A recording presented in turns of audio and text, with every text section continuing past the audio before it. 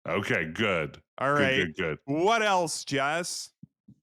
I mean, the maze element The of this, what?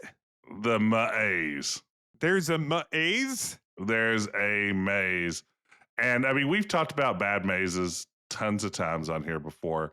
I mean, you've now played Wayne's World. Is Wayne's World the worst maze? That's got to be one of the absolute worst mazes. The Wayne's World maze. It is truly noxious. Yeah. This one isn't as yeah. bad as that. No. Is it? No. No. No. Not At even. least it makes sense. Like you exit a screen one direction, enter from the corresponding direction on the next screen. It doesn't do the sorts of unforgivable sins that Wayne's World does of shifting your positioning on the screen and things like that. It to is. make It's also not like multi-level, which the Wayne's Right. World maze is. Right. The so the Fireberry maze in Kyrandia 1, like all of the problems in Kyrandia 1, I would say, is just really annoying. Yeah. And that's like the major thing. I think that's the major theme in the game is that most of the problems with it aren't like absolute terrible. It's not like Beverly Hillbillies or Wayne's World. It's just that they like chose the most obnoxious way for you to do something. So it's like, okay, well, you have a maze that's already obnoxious. Then you make it that it's entirely in the dark. Okay. And if you walk into a dark room, you're killed by monsters Real like Sword. original. Yeah. And I mean, there's no original ideas in this game. No, there And is. That's a really good point. This is a game bereft. I mean, I don't know. Maybe Evil Jester is an original, but I don't know if we'd see it in a video game. But no, there aren't any original ideas in this game. and the so in the caves in the maze, there are fireberry bushes that you can harvest fireberries from. Okay, great. That's wonderful. They light up the cave rooms. Perfect. Ah, but they explode every 3 screens. Oh, okay. And so then you have to. Now, I don't know if so does the game want you to drop the fire so what the solution to this is that you drop the fire berries as you go. But Mhm. I also wonder, does the game actually like want you to actually kind of map it to like from bush to bush, like kind of oases I or think so. I think oases? that, yeah, because throughout this maze, there are more fireberry bushes located. So you're going to pick up as many as you can carry to go as many screens as you can before, time is up.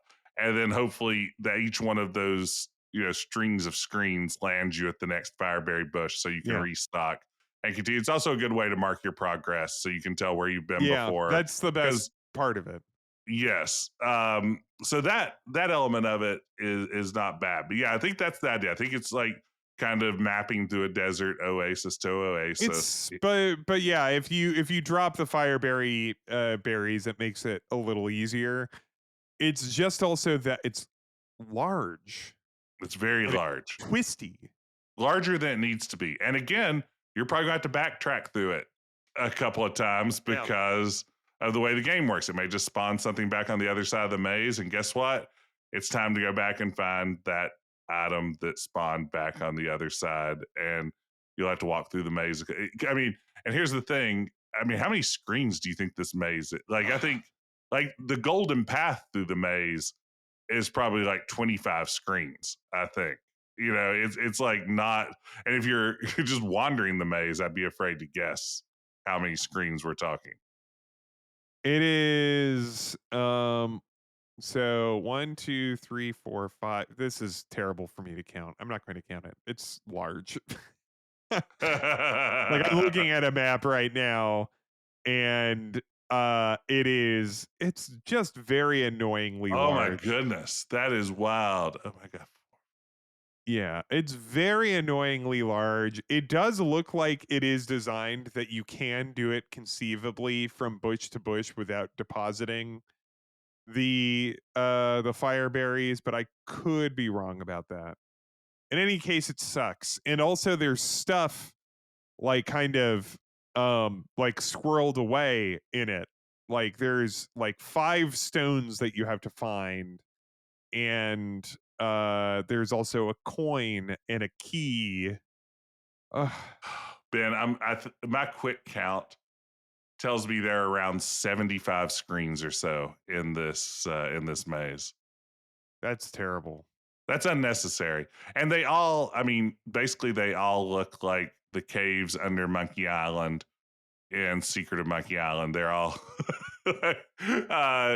it's I mean, it's lovely minimalist VGA graphics. It looks great down there, but it is such a frustrating part of the game. And again, even with the walkthrough, it's like one of those parts in the walkthrough where you pull it up and it's like, oh, okay, all I have to do is go northeast, east, south, east, west, south, south, southwest, east, east, north, north, north, east, east, north, northwest, south, south, south, north, east, west. And then I'll be at the other side. Perfect. Easy to follow. Surely I won't get confused and Yeah, drop a fire berry in the wrong place. I'll I won't miss. lose track, you know? Yeah, I won't miss one of these, which will just completely render this useless. Yes. I mean, yeah, it's a good example of something that you probably could have cut down like 75%, accomplished more or less the same thing, and had it feel kind of charming because mazes are a thing that exist in fantasy stories without it feeling And in real life, onerous. And in real life, I've been in a hedge maze. I've been in a maze. I've been in a hedge maze. I've been in a corn maze. Uh-huh. I've heard Paul McCartney sing "Maybe I'm Amazed" live twice. Wow, how was that? It was really good. Yeah. Yeah, I don't know. Paul McCartney's pretty great. I recommend going to see him live. He's going on tour very soon. Great. All right. Well, be sure to use Quest code Paul McCartney fan Quest 22853316 on Ticketmaster. Ben, there are only 2 Beatles left, and honestly, one's a little better than the other. Are you sure about that? I'm pretty sure. I mean, I wish Ringo could be with us here tonight.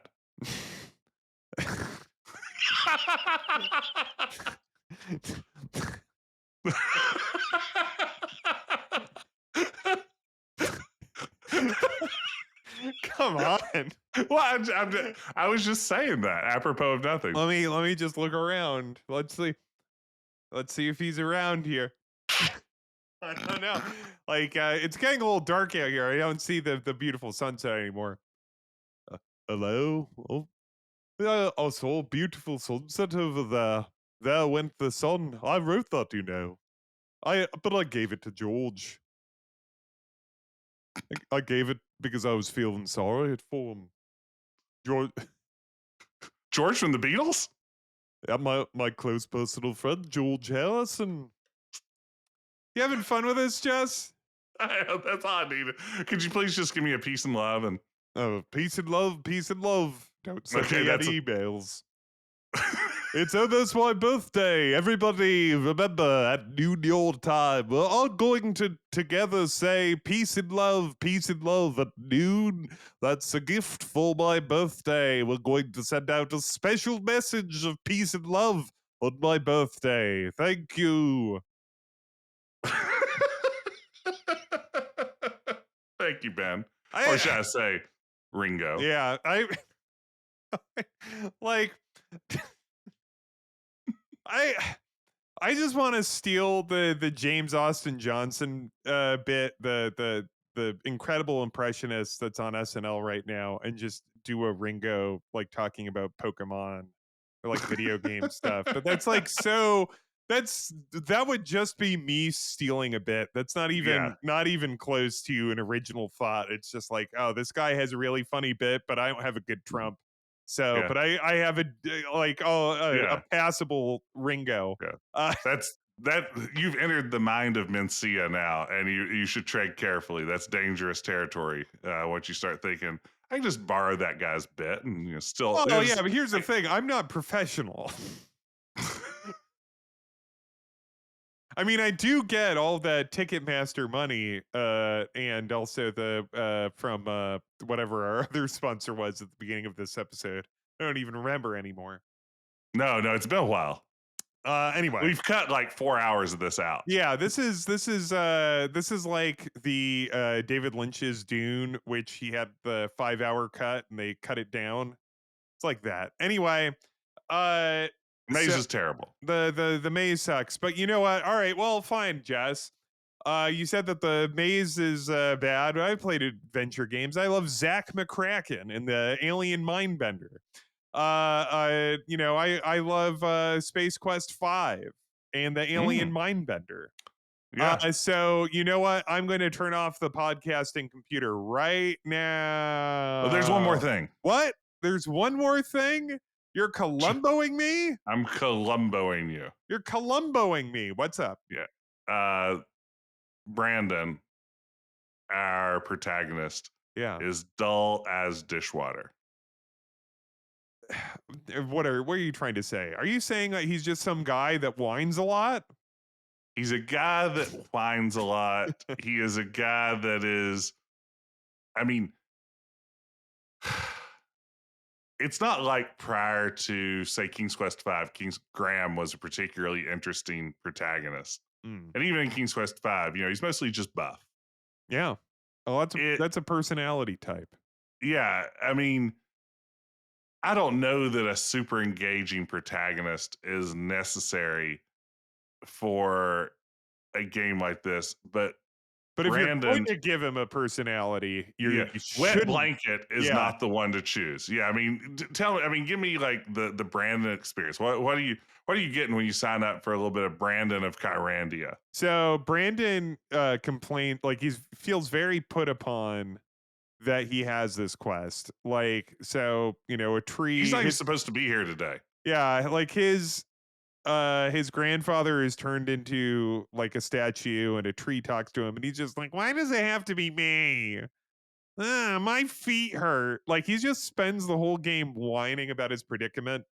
And like he has different like kind of idle little like chatters that he'll say. I think Scum VM, I don't recall, like if you play it in like Scum VM, it has him like kind of pop off more regularly. I don't recall it being like that when I played the game initially. Maybe I'm just misremembering, but I think that might be a weirdness with its emulation, but maybe I'm totally wrong. But that's, if you tap on Brandon as the game goes on, he has different little chirps based off of where you are in the story or the area of the forest you're in, and they're all just complaints. And in Scum VM, he'll just say them. Yeah, it's such a strange character. Like, at no point does Brandon ever seem terribly heroic. Maybe up until the very climax where he finally faces off against Malcolm. He's just kind of doing stuff. He's very much an adventure game protagonist who feels like he's completing a series of chores. So like, in the hero's journey, there's the refuse the call. There's like He never gets past that. He's constantly just trying to Luke doesn't want to, Luke doesn't want to, like, Brandon is, as you say, he's just refusing the call constantly, and then the game's over.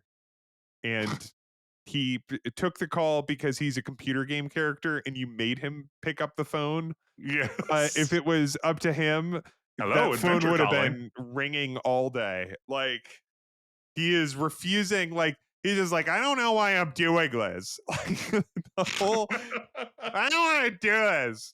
It's hard to, and I mean, that would be better maybe in a game where the player wasn't also having those same sorts of thoughts pretty frequently. Like, when I'm like, I'm sick of this maze, and Brandon's like, I'm sick of being here too. I don't know why either one of us are playing. Yeah, that's a really annoying, like, I think I've complained about this before, when you play a game and the game makes you do something that the game knows is kind of tedious. I'm not saying that Yes. Kyrandia 1 is doing this, because this was more of a video game, like kind of quote unquote joke in the aughts. Like in the Simpsons game, we talked about this. Like in the Yes. Simpsons, was it 2007 game? Where they're like, Yeah. I can't believe that we're making you do a collectathon, and then you Yeah. just have to do it anyway.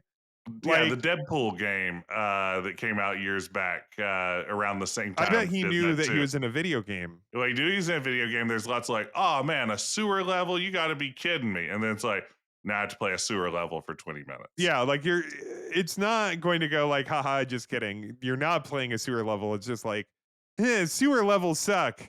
Play it. Yeah, exactly. Yeah, it's like great.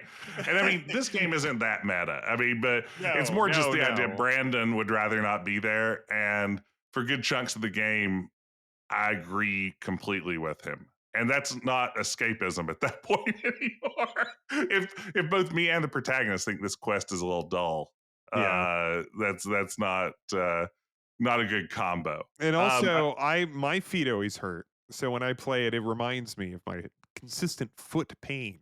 That's right. Yeah, chronic foot pain is no joke. Yeah. And if you want to find a doctor that could help you with it, we recommend whatever that service is, ZocDoc.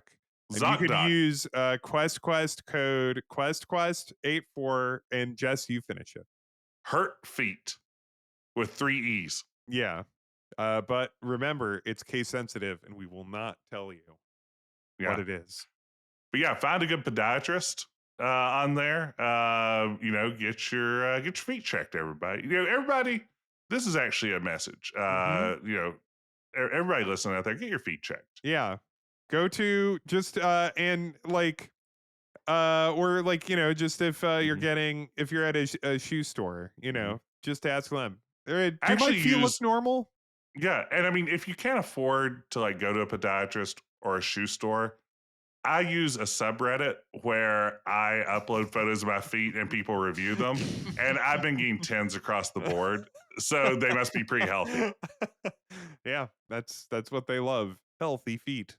Now, but no, I mean, Malcolm is like at some level the more interesting character, and he's not in this game a lot. Well, so what you're saying is he needs his own game. That if you had a lot more Malcolm, it would be a better game. Perhaps if he was, in fact, as you were saying, the star of a game. That's right. I mean, his only crime is being more interesting than anyone else in this game. Yeah. Also, the voice is different in Malcolm's Revenge.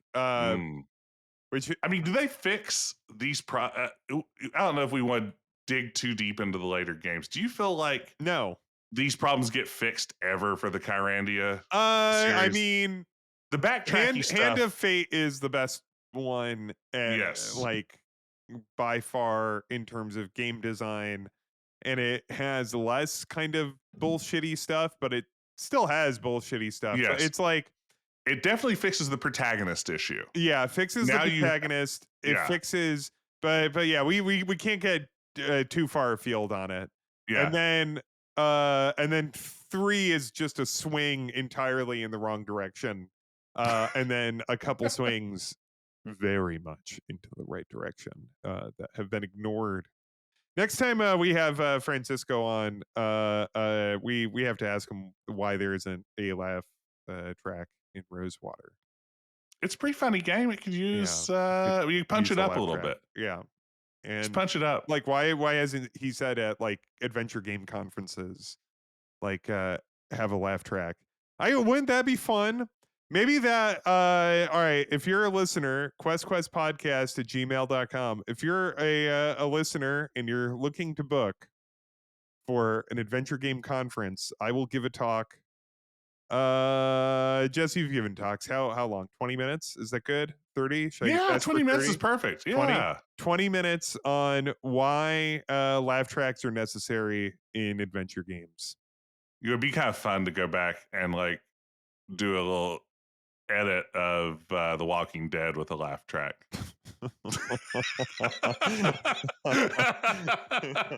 Ooh, let me Oh. write that down. That might be some hot YouTube content. Yeah. All right. Ooh. All right. Well, somebody's making some YouTube shorts tonight. All right. Well, Jess, you've convinced me. I'm going to leave on my podcasting computer and keep my adventuring computer dusty and turned off for at least the remainder of this evening. But I are mean, there Kyrandia isn't garbage. I think no, that's something that's important to note. no.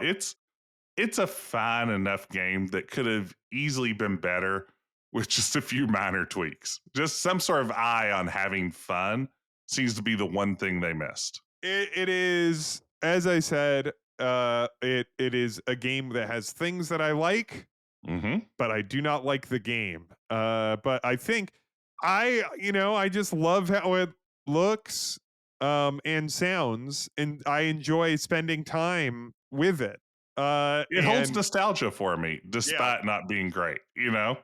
Like, and I do think a lot of it for me is the visuals. I remember the first time I walked into that chapel at the beginning of the game, or the temple, yeah, and saw the beautiful like light reflected off of the yeah, marble floors and everything else. I mean, it is, you know, for this era of gaming, like an all-time beautiful screen. yep, And I'm not surprised it's the one image they chose yep. for that ad where they lied and tried to convince you it was a King's Quest game. Well, I'm convinced it's a King's Quest game. I'm buying it right now. No. Anyway, yeah, I mean, I don't know, like, don't play it or do. I'm not your boss. How many Kyra gems out of 10 do you give it? I don't know. It's like a 6. That's pretty good. I was going to say 5. It's like 5.5, 6 around there. Like it's I think it's a passing grade. Yeah. I mean, but it's competent. Like if you haven't played it and you're like, I want to play an adventure game from the 90s, sure. Why not? Yeah. Yeah. You make you appreciate the good ones that much more. Spend it with Kyrandia 1. All right. Well, I think we've said everything you can about Fables and Fiends, The Legend of Kyrandia, Book 1. So you can send us an email at questpodcast@gmail.com, or you can leave a comment on our YouTube or on our Spotify or wherever else comments are accepted. Or of course you could just, when you're going to the butcher at your grocery store and you're getting a pound and a half of peppered turkey to make your sandwiches for the week, you could tell the butcher at your grocery store about it. Jess, what's your favorite cold cut? Oh man, my favorite cold cut. I tend to I've been gravitating towards the Cajun spiced ones. Speaking of po' Yeah, boy. good Cajun spice turkey is hard to Yeah, beat. Cajun Like, a little spiced bit of that- turkey if you get that at the Yeah. counter, at the deli counter. Yeah, I have been getting into a little bit more of Italian meats lately. I've been enjoying Oh. a salami, a capricola, that's what a hot ham, like like a spicy Italian ham. That's pretty good. I dated a spicy Italian ham. It was, but anyway, I mean, if we're talking favorite deli meats, and like, I mean, my absolute favorite is prosciutto. But I can't. The thing is that shit makes me feel like I have a heart attack. That stuff is like I that want stuff that is just slice salt. so thin I could Yeah. like read a newspaper through it. Yes, yeah. You Yeah, gotta that's have what that I'm looking. velvet texture, and then you have it with fresh mozzarella. Oh, It's almost melting on your tongue. yeah. Oh, that's where it's at. And then your body digests it, and your blood pressure shoots up into the sky, and then your heart starts beating very quickly. At least that's been my experience. That's called being alive, Ben. Oh, well, all right. Anyway, well, you can join us next week, where we'll reveal Francisco's next sandwich city of the week. We'll talk to you then.